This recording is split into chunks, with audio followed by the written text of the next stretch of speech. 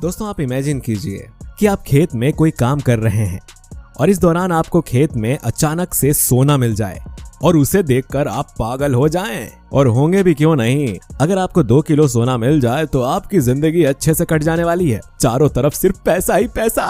तो आज हम आपको ऐसे ही कुछ लोगों के बारे में बताने वाले हैं जिन्हें जाने अनजाने में खुदाई के दौरान इतना सोना मिला कि वो इतना ज्यादा था कि वो लोग अमीर हो सकते थे। हालांकि इससे पहले वो सोने का कुछ कर पाते, उन्हें सरकार द्वारा जब्त कर लिया गया। लेकिन ये सोना वाकई लोगों की किस्मत बदल देने वाला था। तो चलिए शुरू करते हैं और देखते हैं आज का इंटरेस्टिंग वीडियो। नंबर 1, दुनिया में अब तक मिली सोने की सबसे बड़ी डलियों में से एक बिकने जा रही है। अलास्का में खोज के करीब 23 साल बाद 9.5 किलो वजनी सोने की डली को बिक्री के लिए रखा गया है। अमेरिका के डलास में हेरिटेज ऑक्शंस इस डली को बेच रहा है। अभी कीमत $1 मिलियन यानी करीब 7.5 करोड़ रुपए रखी गई है। एक बच्चे की खोपड़ी के बराबर आकार वाली ये डली अलास्का में मिली सबसे बड़ी डली 9.52 किलो की है। वेस्टर्न हेमिस्फीयर में इससे बड़ी सोने की बस एक डली ही मिली है जो 1989 में मैक्सिको से निकली थी। उसे बूट ऑफ कॉर्टेस कहते हैं और उसका वजन 10.88 किलो है। प्ले से करीब 20 साल पहले ये डली खरीदने वाले वेंडर ने और कई महंगे जवाहरातों को नीलामी के लिए रखा है। आसानी से नहीं मिलती सोने की इतनी बड़ी डली। सोने की ऐसी डलियां मूल पत्थर से अलग होती हैं, पानी के जरिए बहकर कछार में जमा हो जाती हैं। 7.5 किलो से ज्यादा वजन वाली डलियों की संख्या 50 से ज्यादा नहीं है क्योंकि अधिकतर सोना रिफाइनल कर दिया जाता है। इस डली को एक प्राइवेट कलेक्टर को बेच दिया गया है। ऑक्शन स्टोर के एक प्रतिनिधि के अनुसार 1 आउंस 28.35 ग्राम वजन वाली डली 5 कैरेट वाले हीरे से भी ज्यादा दुर्लभ है। नंबर 2, पश्चिमी ऑस्ट्रेलिया के कालगूरली स्थित सोने को खदान से एक व्यक्ति ने मेटल डिटेक्टर का इस्तेमाल करके जमीन से सोने का 1.5 किलो वजनी टुकड़ा निकाला। इसकी कीमत लगभग 70 लाख रुपए आंकी गई है। ये टुकड़ा जमीन की सतह से 45 सेंटीमीटर करीब आधा मीटर अंदर मिला। सोने का टुकड़ा जिसे मिला उस व्यक्ति की पहचान उजागर नहीं की गई। इसे पहली बार में ऐसा नहीं लगा कि यह सोना होगा, लेकिन पीला और कुछ चमकदार होने की वजह से वो उसे दुकानदार मैट कुक के पास ले गया। कुक का कहना है, ये टुकड़ा देखकर मेरा चेहरा खिल उठा। बाद में उसने इसकी फोटो ऑनलाइन कर दी। कुक सोने की खदान में काम करने वालों की रोजमर्रा की जरूरतों का सामान उपलब्ध कराते हैं। उनका कहना है कि सोने का टुकड़ा झाड़ियों के पास स्थित जमीन के नीचे से मिला था। इसे तलाश करने वाला व्यक्ति मस्त मौला है और शौकिया तौर पर वो जमीन के भीतर पड़ताल कर रहा है। ऑस्ट्रेलिया की 3/4 सोने की खदानें कलगुरली क्षेत्र में हैं। जानकारों का कहना है कि सोने की खदानों में काम करने वालों के हाथ ऐसी चीजें साल में कुछ ही मौकों पर लग पाती हैं। नंबर 3, 1872 के अंत में न्यू साउथ वेल्स में हिल एंड में जर्मनी में जन्मे खनिक बर्नहार्ड हॉल्टरमैन द्वारा दावा किया गया सोने में एम्बेडेड इन क्वार्ट्ज बीहेमॉथ का वजन 10,229 ऑन्स या 290 किलोग्राम था। इनमें वेलकम नगेट शामिल है जिसका वजन 68.98 किलोग्राम 152.1 पाउंड था, जिसे अब तक का दूसरा सबसे बड़ा सोने का डला माना जाता है। एक अन्य खोज लेडी होथम जिसका वजन 98.5 पाउंड 44.7 किलोग्राम था के 9 खनिकों के एक समूह ने 8 सितंबर 1854 को कैनेडियन गली बल्लारत में 135 फीट की गहराई पर पाया था।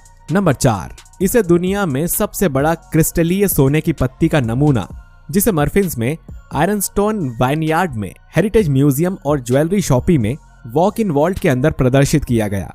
इसका वजन 44 पाउंड है। ये 98% शुद्ध है जो 1992 में क्रिसमस के दिन सोनोरा माइनिंग कंपनी द्वारा खोजा गया। ये नमूना 1880 के दशक के बाद से उत्तरी अमेरिका में खनन किए गए सोने का सबसे बड़ा टुकड़ा है।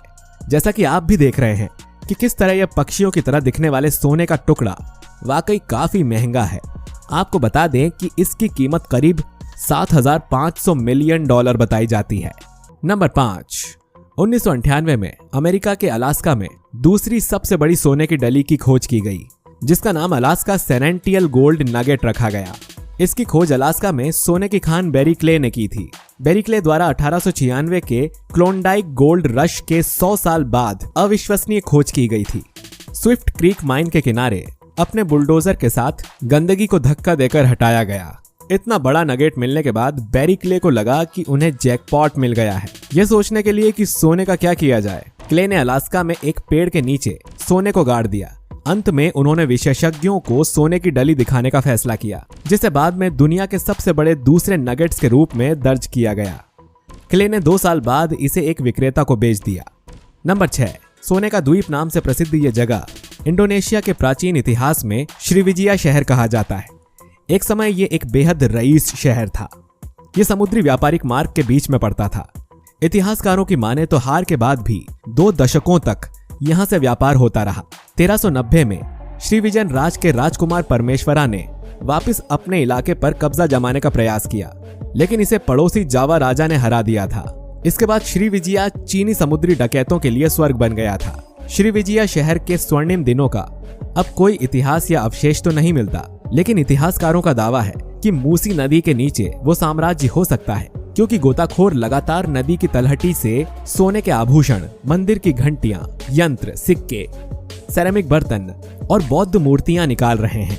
अब तक गोताखोरों को सोने की तलवार, सोने के माणिक से बनी अंगूठी, नक्काशीदार जार, वाइन परोसने वाला जग और मोर के आकार से बनी बांसुरी मिली है। मरीन आर्कियोलॉजिस्ट सीन किंग्सले ने कहा कि आज तक श्रीविजया को खोजने के लिए सरकार की तरफ से किसी तरह का खनन कार्य नहीं किया गया है, ना तो नदी के अंदर न ही उसके आसपास। जितने भी आभूषण या कीमती वस्तुएं उस नदी से निकली, उन्हें गोताखोरों ने अंतर्राष्ट्रीय स्तर पर काम करने वाले निजी लोगों को बेच दिया। इसका मतलब यह है कि वहां पर आज भी पुराना शहर हो सकता है, लेकिन जरूरत है उसे खोजने की। नंबर 7, 14 साल पहले इलाके के मांडी गांव में किसान के खेत से 1.5 क्विंटल सोना निकला था। पुरातत्व विभाग की टीम ने कई महीने गांव में डेरा डाले रखा था। किसी भी सोने का जिक्र छिड़ते ही ग्रामीण मांडी गांव का नाम लेना नहीं भूलते। पानीपत खटीमा मार्ग पर बगरा के निकट बसे मांडी गांव में भी कभी सोने की खुदाई हुई थी।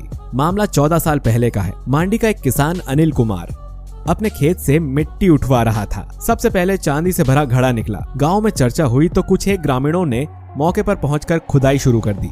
खुदाई में सोना निकला। प्रत्यक्षदर्शियों के मुताबिक लगभग 1.5 क्विंटल सोना किसान के खेत से निकला था। पुलिस भी मौके पर पहुंच गई। दबाव बनने पर कुछ एक लोगों ने थाने में भी सोना जमा कर दिया था।